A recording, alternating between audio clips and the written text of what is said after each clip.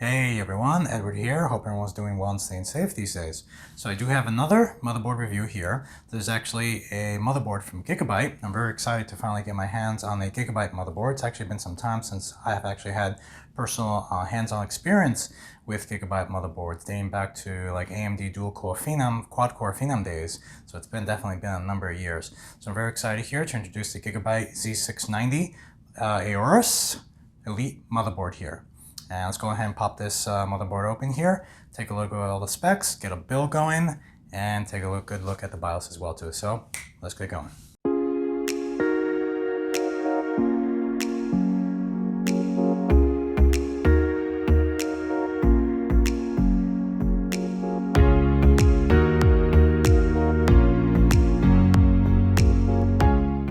Packaging actually looks pretty well here, just taking a look at this before unboxing it. Take a look here at the back, give you a lot more information here. And here's a nice picture of the motherboard itself. You can see it looks pretty solid, a lot of heat sinks and coverings all over. It looks like there's a huge piece of metal covering all the M2 slots.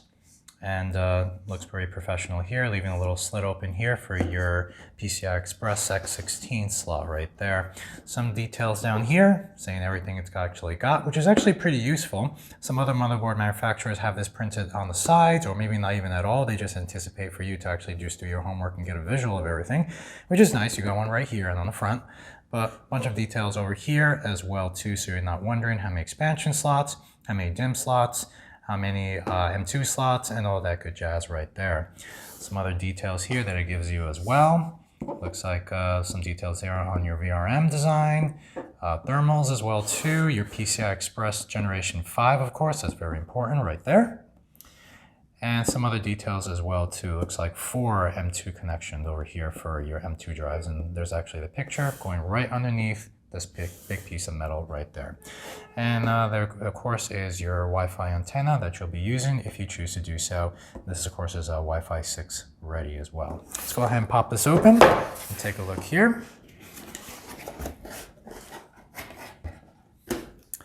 And it looks like we do have the same, very similar box within the box kind of thing, even though this one seems to be a little easier to actually get off. So I've got to thank GIGABYTE for that. Pretty amazing scent that comes from new packagings like this coming out of the box itself. And let's take a look here. Looks like we do have a multilingual installation guide, probably just your guide about, usual stuff, installing memory, motherboards, and all that stuff. And a picture of a power supply there as well too. This looks like it can actually fold out. Something actually just fell there. Let me go ahead and grab it.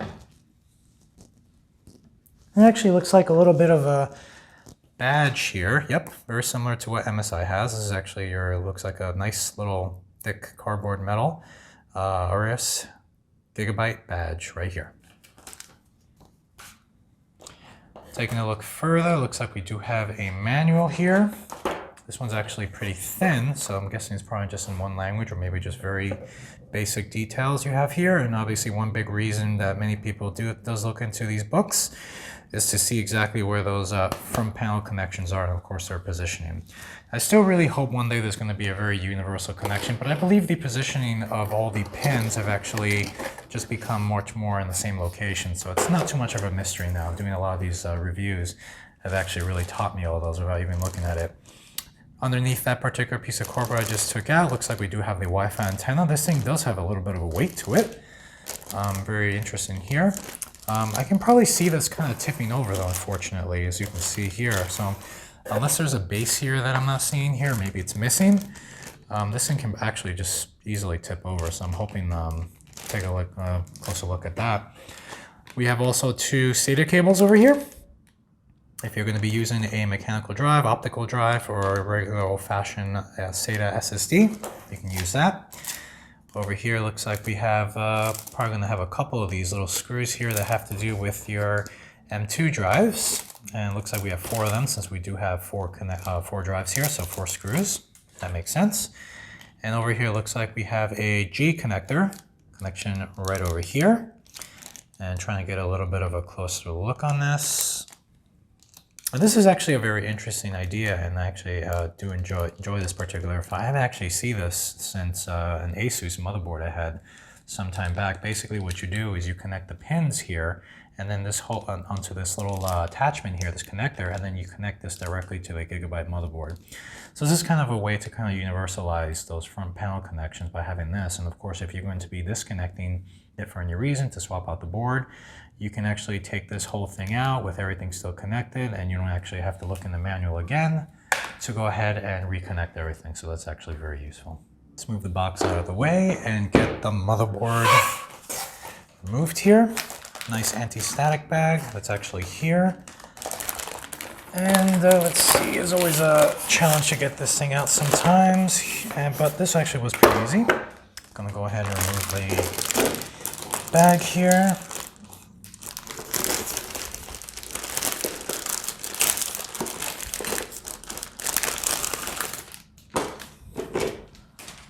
And there is your motherboard, our Gigabyte Z690 motherboard right over here.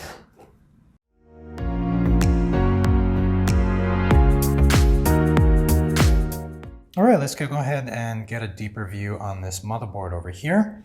So starting from the bottom on the left corner, you can actually see there is your front panel audio connection. If you'd like to go ahead and have some headphone jacks on the front panel of your case, you can actually go ahead and connect that connection over here, so you can go ahead and take advantage of those connections as well. We have this little LED demo little plug here, which is very interesting. Gotta look into the use of that particular connection. But speaking of LEDs, right over here we have two connections for your customizable color RGB LEDs. Looks like there's a 3-pin and a 4-pin right over here. So that's very useful. I'm pretty sure there's probably going to be another one hiding somewhere on this motherboard. And I'll go ahead and take a look and point it out if I do see them. Right next here, looks like we do have a pin connection for TPM connector. Now, most motherboards actually do have an onboard TPM connection that's actually being used and compatible with Windows 11. But if you actually want to go ahead and connect an external one, that's the connection you'll be using here. When Windows 11 was announced and one of the requirements was a TPM, a lot of people were rushing to actually see if their motherboard was going to be useful anymore. And it turns out that's not really the case, so you don't have to be too concerned about that. But there is this option here for an additional TPM connection here as well. Moving a little further to the right, we have two USB 2.0 connections. Now, not many people actually use these anymore, but I do know that some internal devices, such as a power supply, that might need some monitoring, if you like to go ahead and use their software in conjunction with the hardware, we'll actually be using this particular plug here, which definitely makes it a lot easier to connect as opposed to connecting a USB connection on the rear of the computer or some other little interesting connection like that. So you have two of those right over here. Further to the right, we actually do have a little connection here. At first, I thought this was a power button. Basically some other higher end motherboards have an onboard power button to actually test, but this actually turns out to be a Flash Plus connection here. So I'm guessing that this is actually conjunction of use if you're going to be plugging in a USB plug here to actually flash this motherboard without the need of a CPU or memory. This will actually be your little trigger right over here. Very interesting design indeed. Further to the right, we have a bunch of fan connections here. It looks like 4 of them, which is very interesting. I do believe one of them, if I can see the connection, the writing here, may actually have to do with your pump connection if you're going to be using a CPU water cooling on it, or another connection that involves a pump. You'll be using this connection right over here. All 4 of them are 4-pin fan connections as well too. So it looks like we do have 3 systems and 1 pump. Clearly, you can also use the pump fan connection here as another system fan if you choose to do so. It's perfectly all right there. You just have to make sure the RPM or voltage is all set up in conjunction with the other fans in the BIOS. Right here in the corner, we do have all the front panel connections here. And I can actually see already the actual pins that I'll be using: power LED, power button, hard drive reset, and all that good stuff there. Now you can definitely go ahead and plug in your front panel connections directly, as you always do here. And I believe inside there's probably going to be a little bit of labeling to some degree, or you can just go ahead and refer back to your manual. But you can also use that removable connector that I demonstrated a little bit earlier, and you connect all the pins to that instead. It actually might be a lot more convenient to go ahead and remove if you ever choose to do so. Here, of course, is your BIOS battery. Basically, that just keeps track of the time and all your settings when the computer is actually non-powered or even completely unplugged without power completely. So that's your basic little battery right there. Just like to call it the BIOS battery. Looking on the right side of the motherboard, we do have another little switch that actually looks very similar to the other one I just mentioned earlier that has to do with flashing your BIOS. Turns out this is actually a reset switch, which is pretty interesting. Never actually seen a motherboard with a reset button without a power button, but there we go, a little reset switch right there. Looking here, looks like we do have 6 SATA ports all ready to use here. Bear in mind, obviously, 2 of these or maybe more may be disabled when you're actually using multiple M2 drives in right over here. And I'm definitely going to go ahead and remove this panel later on during the video to demonstrate all the connections you do have there. So you do have 6 SATA ports ready to use right over here. Moving a little bit further to the right, moving up, looks like we do have 2 Thunderbolt connectors right over here. And looks like one's a 5-pin, one's a 3-pin. Now, I forget the difference between the 2 of them, but both of them actually are related to your Thunderbolt connection, so just bear that in mind. Obviously, you do have the option to connect Thunderbolt USB Type-C connections on the front of on your front panel of your computer with these connections, at least one of them over here. Speaking of front panel connections and USB Type-C, here is your USB Type-C 3.1 or 3.2 USB connection. Here, these are definitely becoming much more popular with motherboards these days. But if you actually do not have one of these, you do have the traditional blue front panel USB 3. You actually do have it right over here, USB Type 3 connection here as well. Moving further up here, we do have the traditional 24-pin power connector for your power supply connection onto the motherboard. This is actually a connection that really has not evolved whatsoever in about a decade. The only thing that basically happened at one point is basically it went from 20-pin, as you can see here, to 24-pin. Some other motherboard manufacturers like Dell, Lenovo, and whatnot have their own little basically proprietary connection, something like this or like this, who knows what. But this actually has not changed in some time, and probably won't change at all, who knows. But, you know, here's your 24-pin connection. Right over here, above that connection, are your 4 memory DIMM slots. And something very interesting that Gigabyte actually did is they actually put a little bit of a color coding, like kind of like an aluminum thing around this DIMM over here and this one right over here, which is really nice because this is actually the ideal connection. You would put 2 memory chips to be in dual channel mode, and just taking the clip off, moving the clip off here, and you can actually see that. So if you're ever curious which are the ideal 2 DIMM slots for dual channel mode, which many people have, especially after building computers and they realize maybe they're different on different board manufacturers, but they're not, are going to be these 2 slots right over here. Just above the memory DIMM slots and right over here on the top upper part of the motherboard, looks like we have 2 additional RGB LED connections, another 4-pin and another 3-pin. Gigabyte seems to actually like putting stuff together, which actually may be advantageous for the most part. As I said before, there are some other motherboards, MSI, Asus, and whatnot, that have these lovely connections, but I actually miss them on my own, even on my own build, because they're placed all over the place. So this is a very interesting design. If you really do like everything all in just one location, kind of like the 4 system fan slots and whatnot, this actually might be an ideal configuration for you, but just a little bit of a comment right there. So, and right next to that, looks like we actually do have 2 additional 4-pin fan connections, and I'm guessing the gray one is going to be your dedicated CPU fan connection as well too. The other one actually is labeled as a CPU out or something similar to that, but it's still another fan connection you'll actually have over here. It's a pretty massive heatsink that's actually connected to the other heatsink, connected to the backplate I/O shield. I'll go ahead and take a look at that in just a moment, and all the wonderful connections that come with it. Right over here, looks like we have 2 CPU power connections, one 8-pin and one 4-pin. Ideally, you'll be using the 8-pin here. The 4-pin is really just redundant if you're going to be needing some more wattage power or planning to go crazy and overclock your CPU. Many people actually ask me, do we actually need to connect both of them? You always can, but you probably will not be using it.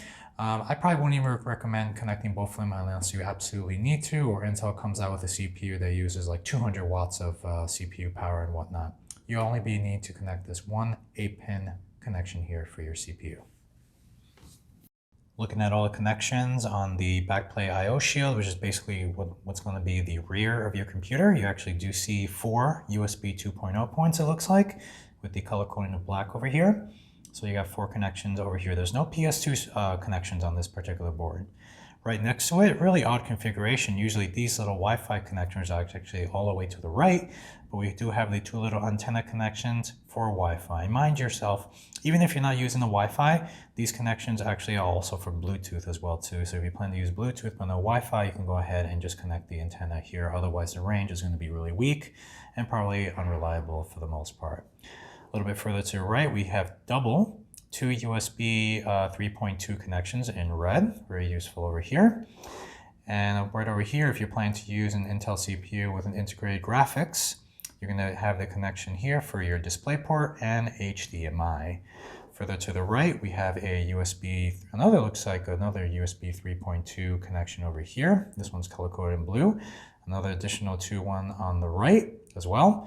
And just below, we do have a USB Type-C connection. I'm hoping to actually see more motherboards with multiple of these particular connections here, but as I mentioned in many videos regarding hardware reviews, not many devices actually use this particular connection just yet. Obviously phones do, so obviously one's always ideal, and of course you do have that front panel connection. But let's say you actually go out and get a hard drive, one of those little external 1 or 2 terabyte hard drives, which are still using your traditional USB 3 or 3.2 connection. So these are still not as popular just yet, but you never know with the introduction of Thunderbolt connections, which are very similar, just look like this, might become more popular very soon. And last but not least, we do have your gigabit connection here. This is actually a 2.5G connection, faster than a gigabit, which is of course becoming much more popular on modern motherboards these days. And to the right, we do have your onboard sound. Usually some motherboards actually have 6 connections. This one actually only has 3. Looks like you do have your optical connection right down here. Here's your line out connection, basically your speaker or green connection, and over here a microphone connection. So it looks like this actually doesn't have any additional connections here for surround sound unless you plan to use the optical connection right over here. Right over here we do have the Intel Socket 1700 brand new CPU for 12th generation Intel CPUs, possibly even 13th generation when it comes out eventually. So here is your connection right over here. So it does look very similar when you actually take everything off and the little plastic protector off to other previous Intel sockets, but yes, there's definitely going to be a pin difference here, so you won't be able to use previous generation Intel CPUs on this.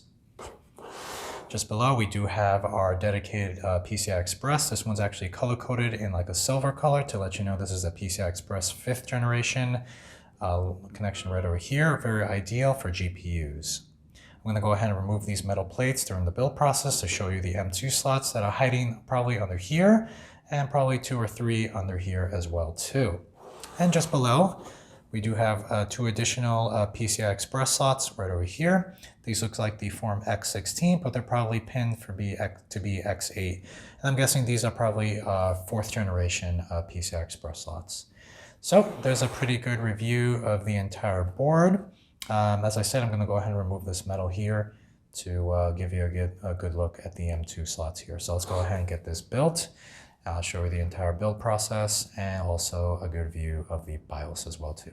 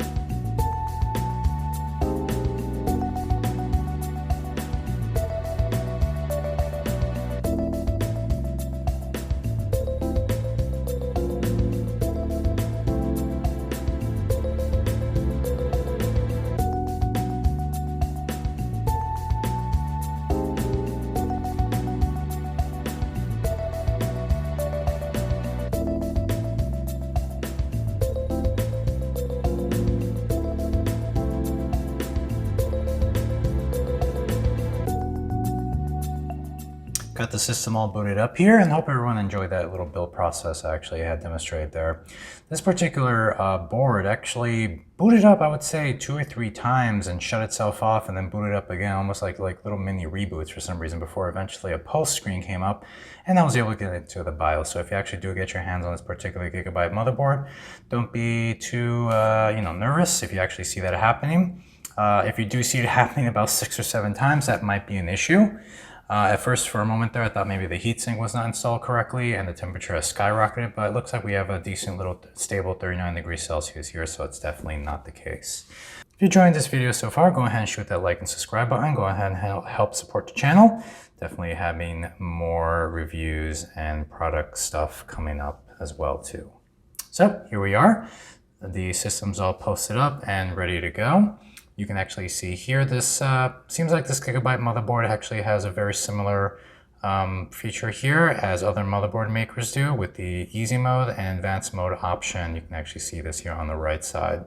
So here we are, got all the booted up screen here, and you can actually see a bunch of options here so far. Right now we're looking at easy mode, and you can actually see all the information on the left side here, your motherboard, obviously, the current BIOS version date, and the CPU that you're currently using, which is obviously the 12100F CPU, iCore i3 CPU, and we got 32 gigabytes of RAM installed. Right in the middle of the screen here, we have a lot of details here, your CPU frequency, CPU temp, voltage, and PCH as well too. Just below, looks like we have the same amount of details here for the memory frequency, system temp, and other details here, really big numbers. This is actually pretty easy to actually tell and take a look at all the specs you actually need for your motherboard and CPU and memory.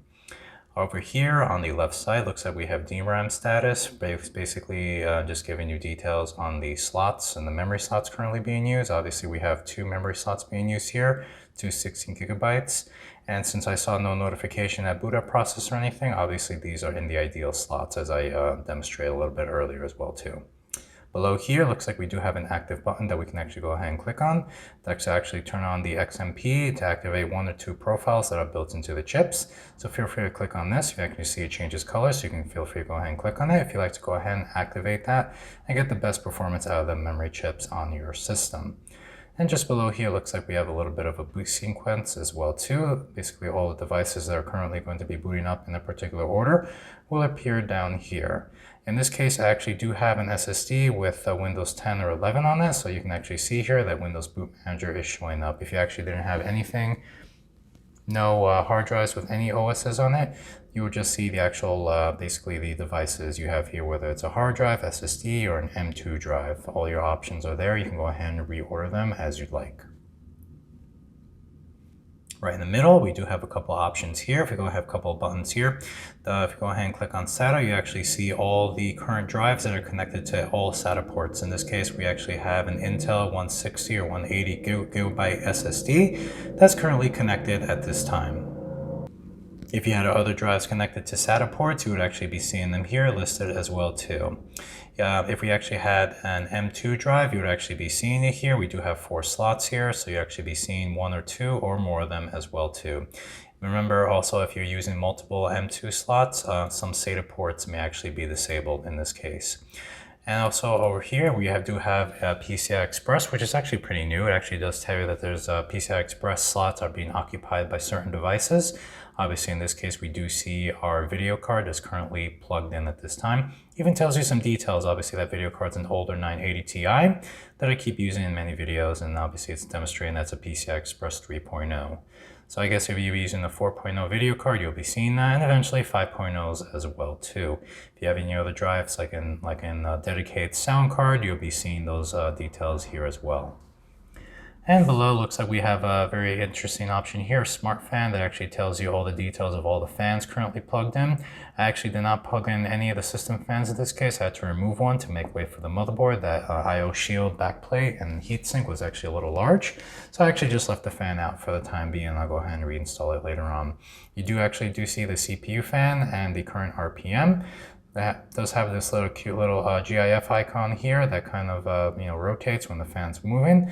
Might be very similar to ASUS. If you actually have another fan here running at a slower speed, the fan may actually be spinning at a slower speed. So cute little icon there to actually have.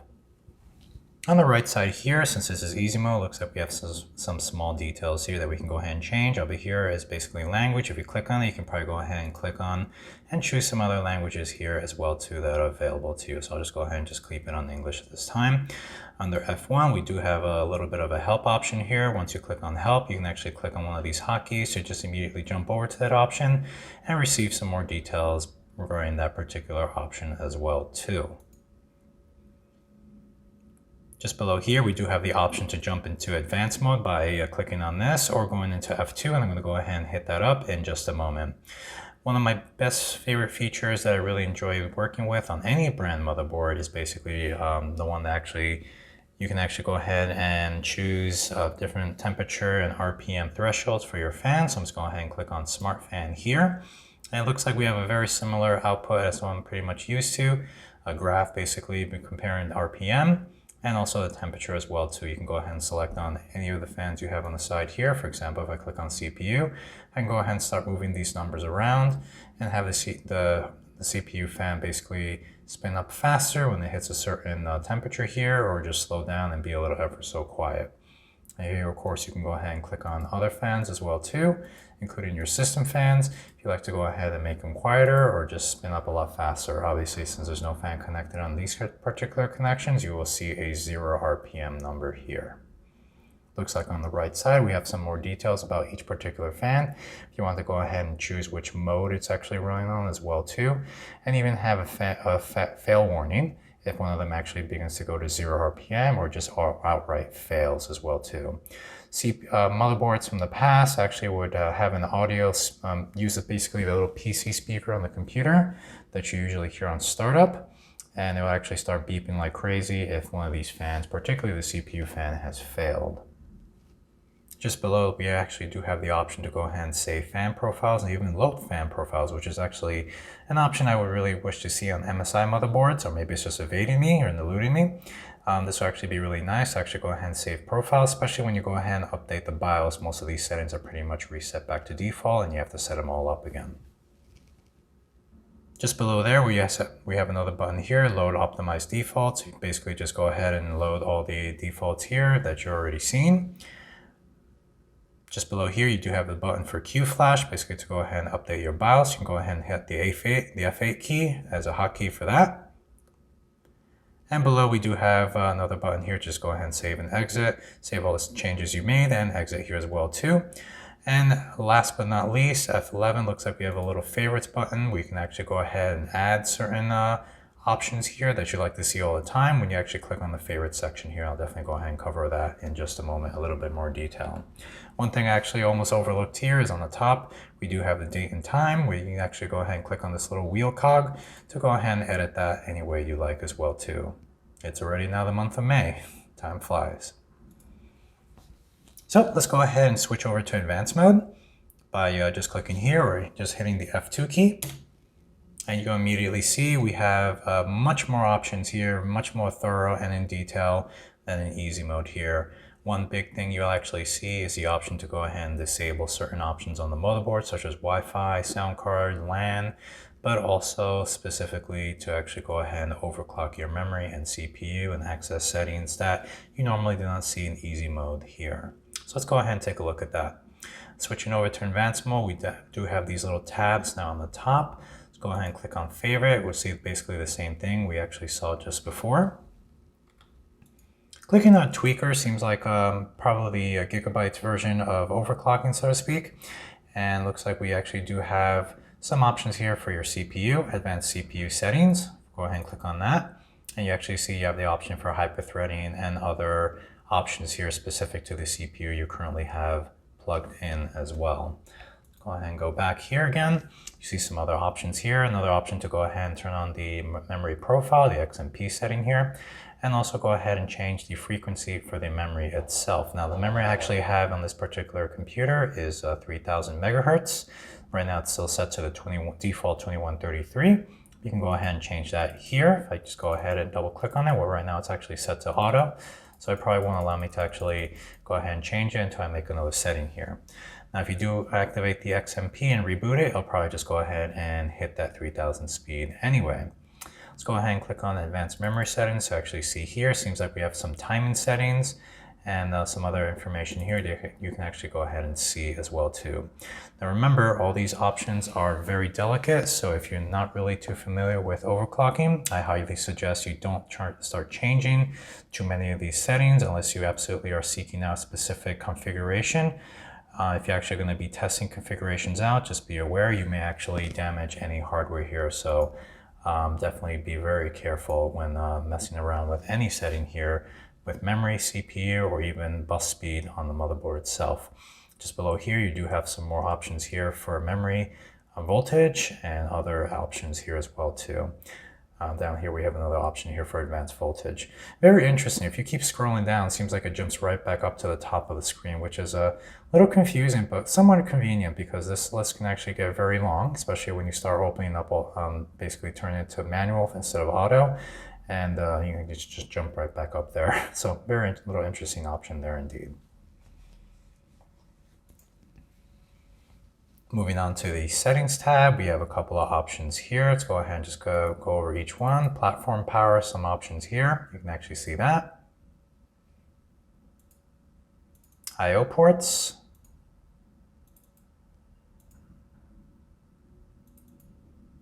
We have I/O ports here. Looks like this is the option where you can actually go ahead and disable certain, basically some connections we have here, such as the LAN, the onboard LAN. We have some audio controller settings and some other configuration as well too. Even gives you the MAC address for your particular LAN connection here.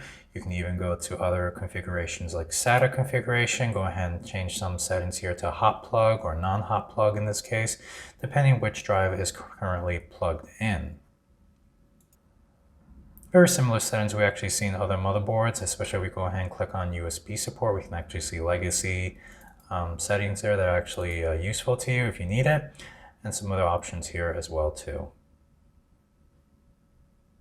Under miscellaneous, looks like we have some options here regarding some LED options. We have the Intel Trusted Technology platform right over here. And very important, if you'll be using Windows 11, we do have the TPM settings under this section right here. Sorry, wrong button here. Go ahead and just leave it on disabled. One little thing I actually defines a little semi-irritating with this Gigabyte configuration is when you accidentally click on something, you want to just get out of it. Usually your first instinct is to hit escape, but it seems like to actually not really work as correctly as I thought. So just a little annoyance there so far. Let's go ahead and go in here again. Here we go. Going back into TPM, and you see all the options here if you find the need to actually make any changes in this section here. Last option under settings looks like PC health status. You can actually click here for some couple little details here as well too. There's also this little case open option here, which I believe may actually have to do with the intrusion monitor if your board actually has one. This is actually an option that many brand computers like Lenovo and Dell actually have on their systems and probably still do. Next tab we have over here is system info, basically giving you a lot of general information about your board, maybe definitely more thorough.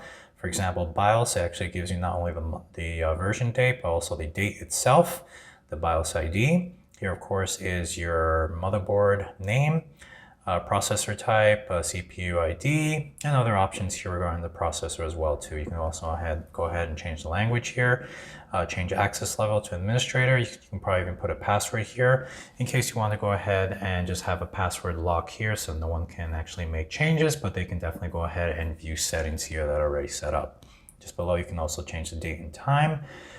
Looks like some plug-in devices info. If you have any of the PCI Express slots or the M2 slots used up here, you'll see that information under this section. And last but not least, on the bottom, we do have the option for QFlash. I don't want to go ahead and click on that because sometimes the motherboard will actually reboot itself if you actually click on that, but I'll definitely jump into that particular option in a little bit. Moving along to the next tab, we have the option here for boot. And you can actually see here a bunch of options here for booting. Of course, choosing which priorities and configuration you're going to have. Obviously, we do have only one drive connection on this board, so you're only going to see one option. If I actually had another internal hard drive, an optical drive plugged in, if you actually have one, or even an M2 drive installed, you'll be seeing all those listed around, and you can actually go ahead and maneuver their order. So you can actually have it boot up to the desired order and the desired device as well too. Just below looks like we do have some information, some other details. Windows 10 features, which is really interesting. Gives you options like secure boot and CSM support as well too. Here, of course, is a section where you can go ahead and set up that administrator password, even a user password if you actually do not want anyone to access anything or even see anything if they don't even have the regular user password. Below here, we do have options for secure boot and preferred operating mode, which is very interesting. Let's go ahead and click on that. Seems like it's got easy mode and advanced mode. So I'm guessing once you actually choose one setting here, it'll default to that particular setting when you enter the BIOS. I'm guessing the auto may actually just use the last one you just used, but if you always want to be in advanced mode, you can always click on advanced mode and the system will probably just reboot. And on the most right area here, we do have save and exit. So you can go ahead and just save and exit here, or exit without saving, or basically just go ahead and load your optimized defaults as well too. You also do have the option to save and load profiles here as well. On the right side, we still have the same CPU, memory, and voltage information. And on the top, you always have the date and time as well too. On the bottom, we do have a couple of little buttons reminding you on some hotkeys for some buttons that are pretty much used almost all the time. You want to jump back into easy mode, it's F2, help your F1, smart fan F6, one of my favorite settings. And of course, to update your BIOS on QFlash will be F8. So it looks like that's pretty much it with all the settings here in advanced mode. There may have been something I actually missed here, but I'm just trying to give you a general gist of all the settings you actually have access to and what to expect when you'll be using this particular motherboard on your system. So I definitely did have an experience with GIGABYTE motherboard some time back, and I had noticed dating back to like the AMD Phenom days, so that's definitely many years ago. Their motherboards actually, the options were a little bit limited and even had a little bit of an issue with memory chips, memory compatibility to some degree. And seems like they've really come a long way. I see a lot of new options here matching MSI and Asus. And this motherboard's actually looking very promising. Definitely a mid to approaching higher tier motherboard here.